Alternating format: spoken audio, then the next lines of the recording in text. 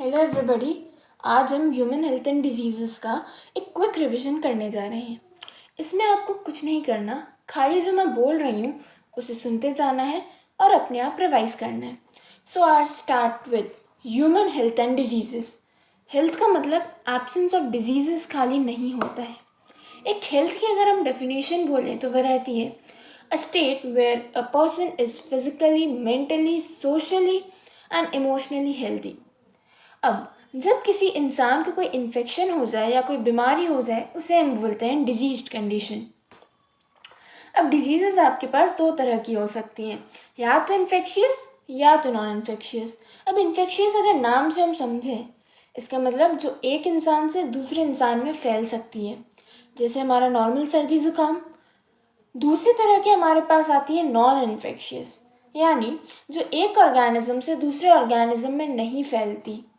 इसका example cancer. Cancer एक organism से दूसरे ऑर्गेनिज्म तक नहीं पहुंचता ना, उसी तरह से। तो ये हमने एक डिजीज़ का क्लासिफिकेशन कर दिया। इसके बाद हम आते हैं हमारे कुछ कॉमन डिजीज़ेस पे। सबसे पहले हम पढ़ते हैं टाइफाइड। टाइफाइड एक बैक्टीरियल डिजीज़ होती है। किससे होती है? तो साल्मोनेला टाइफी से होती है। कैसे होती है?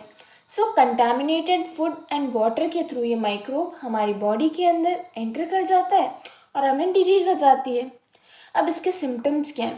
तो इसके सिम्टम्स है हमारे पास हेडेक, स्टमक एक, फीवर, लॉस ऑफ एपेटाइट, मतलब हमें भूख नहीं लगेगी। तो ये सब सिम्टम्स हमें अगर आते हैं, इसका मतलब हमें टाइफाइड हो चुका है। अब टाइफाइड के लिए भी ऑफकोर्स कोई टेस्ट होना चाहिए कि हम जिससे कंफर्म कर लें कि सिम्टम्स खाली एक इंडिकेशन दे सकते हैं, कंफर्मेशन तो कोई टेस्ट ही करके देगा ना। तो इसके लिए हमारे पास एक टेस्ट होता है विडाल टेस्ट। इससे हम टाइफाइड को डिटेक्ट कर लेते हैं। अब टाइफाइड से रिलेटेड जो एक कहानी हमारे पास आती है ना, वो है मैरी की, जिसको हम बोलते हैं टाइफाइड मैरी या मैरी मैली, हम मैरी मैलिन के नाम से भी जानते हैं। हुआ ये कि ये कुक थी और इन्हें हो गया था टाइफाइड, पर इनके पास कोई सिम्टम्स नहीं थे। फिर ये जो भी खाना बनाती उसमें मान लो गलती से इन्होंने छींक दिया या कुछ हो गया, तो उसके कारण वो बैक्टीरिया एंटर करता और ये डिजीज़ फैलने लग जाती। ये इसके पीछे की एक कहानी थी। सेकेंड डिजीज़ हम पढ़ते हैं निमोनिया। निमोनिया होता है आपको हीमोफिलस इन्फ्लुएंजा से। अब निमोनिया में आपको क्या करना चाहिए, जो पेशेंट है ना, उसके यूटेंसिल्स को, उसकी ग्लासेस को डायरेक्ट कांटेक्ट से बचना चाहिए। क्योंकि निमोनिया में हो सकता है किसी ने छींका हो तो उसके जो बैक्टीरियाज हैं वो वहाँ पे हों जगह पे, और अगर आप उसे टच कर दें तो हो सकता है वो बैक्टीरिया आपके पास भी आ सकता है। इसलिए अब थर्ड हमारे पास डिजीज़ एक आती है viral disease, that is common cold and fever. इससे हम सब एक ना एक बार तो ज़रूर इफेक्ट हुए हैं, एक क्या बहुत बार इफेक्ट हुए हैं। ये होता है आपके पास एक वायरस से, राइनो वायरस फैमिली। इसमें आपकी सिम्टम्स जो है वो 3 से 7 दिन तक एग्जिस्ट करते हैं। अब इनमें होता क्या है, आपको डिफ़िकल्टी इन ब्रीदिंग होती है, स्लाइटली, ज़्यादा नहीं। आपको बार बार कफ होता है, स्नीजिंग होती है, और ये सब कॉमन सिम्टम्स आते रहते हैं। इसके बाद हम एक डिजीज़ डिस्कस करने जा रहे हैं, जो है हमारे पास मलेरिया। मलेरिया आपको होता है किससे? प्रोटोजोआ से। जी हाँ। अब प्रोटोजोआ से कैसे?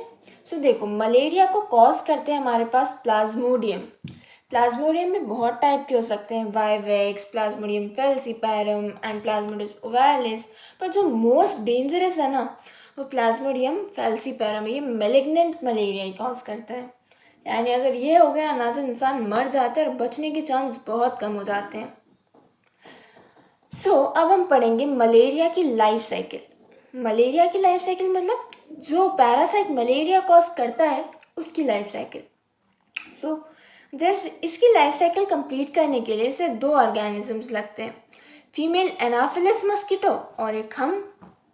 होता क्या है, किसी मच्छर के अंदर ये वायरस कहीं, ये प्लाज्मोडियम कहीं से, वायरस मेरी गलती थी, प्लाज्मोडियम कहीं से आ गया, ठीक है।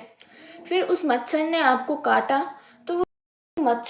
काटा, तो वो जो इन्फेक्टिव फॉर्म था उसका स्पोरोजॉइड, वो आपकी बॉडी के अंदर एंटर कर गया। वो स्पोरोजॉइड गए आपके लिवर पे, उन्होंने बहुत सारा शाइजोगेमी की।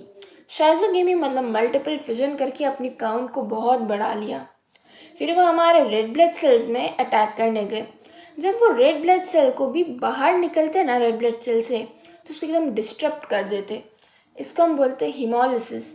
इसके कारण आपको सर्दी लगती बहुत ज़्यादा, और ये प्रोसेस हर 3 से 5 दिन में होने लगता है।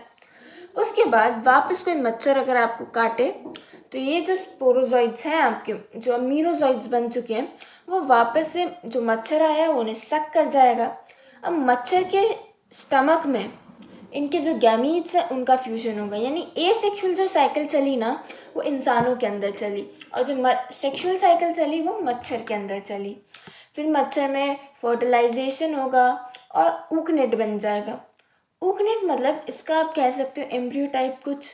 फिर वो मच्छर के मुंह में जाके स्टोर हो जाएगा in the form of sporozoites, और फिर ये लाइफ साइकिल यूं ही चलती रहेगी। सो ये हमने डिस्कस किया मलेरिया के बारे में। अगर आपको ऐसे ही और वीडियोस चाहिए तो प्लीज़ कमेंट में बताइएगा। हम ह्यूमन हेल्थ एंड डिजीज़ के भी आगे के पार्ट्स लाएंगे, और इस तरह से आप क्विक रिवीजन कर पाएंगे। Thank you.